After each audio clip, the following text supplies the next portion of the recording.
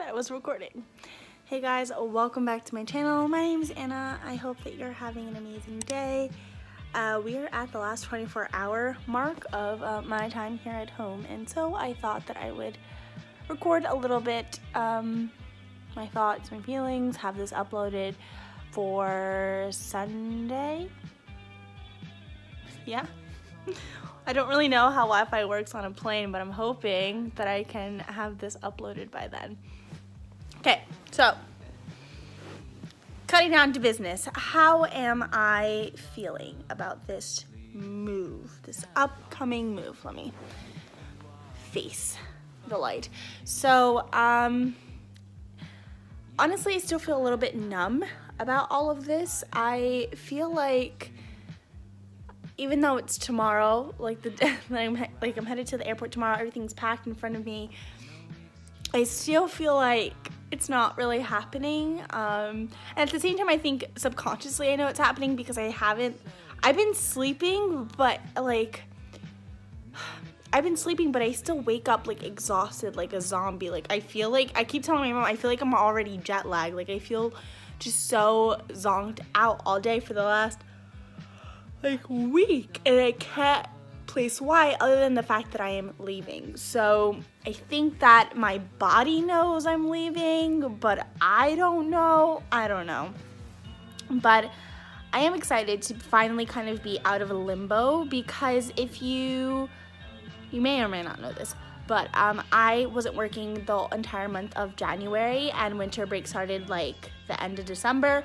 So I've been kind of 5-ish weeks at home, kind of doing nothing. Like I moved, I helped my mom move and stuff. Like I did things, but I also just was at home a lot, and I was just in this weird hermit phase for most of January, and so I actually didn't do as much as I meant to do. I think I was in a weird funk and in a weird place mentally where I just wanted to kind of come into myself, and I feel bad because I didn't get to see as many people or do as much as I planned on doing. But at the same time, I think that time at home kind of really grounding myself was necessary in order for me to feel okay about this move and to feel okay about uprooting my whole life. And I kind of already recorded this video, but I didn't really like it, so I'm kind of redoing it. But in the first recording of this video, I touched upon the fact that when you're first applying to Epik, it's so far in advance. About 7 months ago, I applied, and my friend Anne, I'll have her video linked here. She is also an Epik teacher going, and she kind of mentioned this too. We applied in July. We were in the group and just getting the start of Epik rolling, and now it's February, so 7 months has passed. And when you're first starting it just feels like this thing that may or may not happen, because it may or may not happen, and then it just still feels like this very abstract concept, like the fact that we're moving to another country for a year or longer to go and teach English. It doesn't feel real. And I don't think it'll feel real until I touch down in Seoul and I'm like, oh, okay, we're here, we've arrived. So I've just been in this very weird space mentally about everything, and I'm excited. I'm beyond excited. Everyone keeps asking me, am I ready? And I don't think you can be fully ready. I wrote a whole blog post on this. I'll have it linked down below. But I don't think you can ever be fully ready for any major life event. I think you can be as ready as you can be, ready to be ready, but I don't think you can be 100% sure or ready of anything. And so as ready as I can be, I'm excited to be out of limbo. I'm excited to go. I'm excited to start everything and just, live. But I also wanted to do this video because I know that there's I know that the fall application just went out in the beginning of February, and that there's going to be so many people looking at videos and looking for help and resources, and I really wanted this channel to be a resource for those who are applying recently, and I also want it to be for anyone who wants to travel, who wants to live this kind of life that maybe isn't following the rules that society has laid out for us. And that sounds so like pretentious, but I mean it, because I'm 23, I'm going to be 24 in about 2 weeks or so. And when I was first applying, my first thought was like, am I too old for this? Like, did I miss my chance to be able to do this freely with little worry? Because if I had left like in the February of last year, you know, then this would already be my second year going in, and in a weird way, I feel like I've disrupted the path that I thought I was going to go on, which is like fine, it's your life.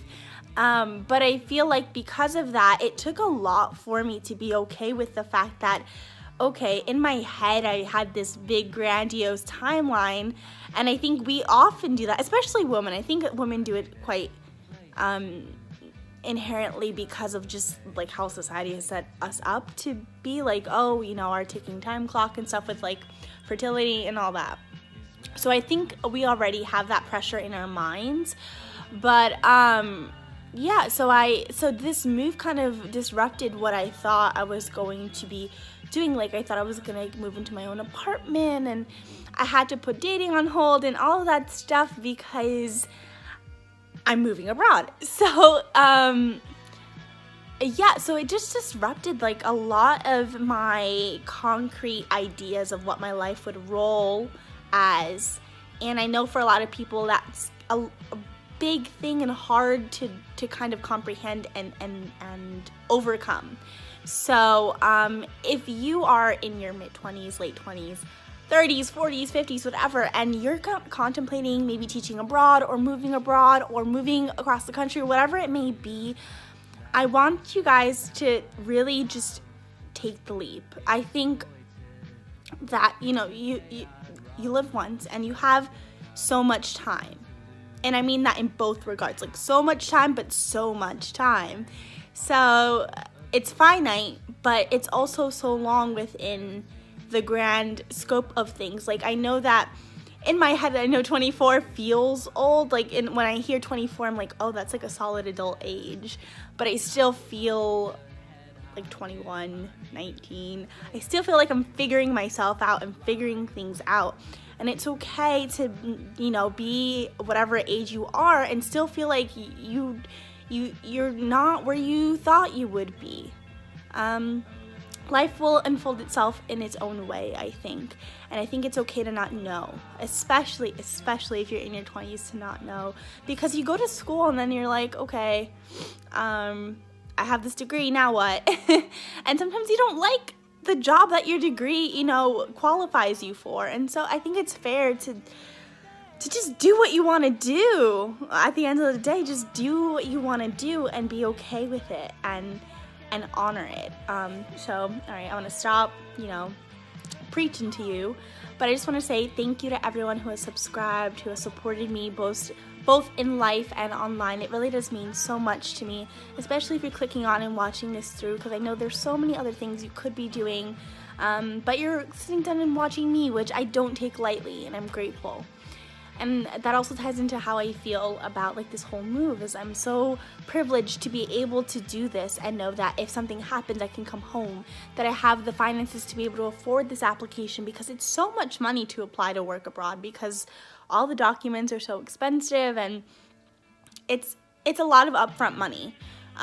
So, you know, I'm privileged, and I acknowledge it, and I am grateful that I am able to do this, because I know not everyone gets to do it, and there are people who, you know, may really want to and may never get to because of X, Y, and Z. So I don't take it lightly that I have this opportunity in front of me, and I intend to take it and use it and just ride this wave.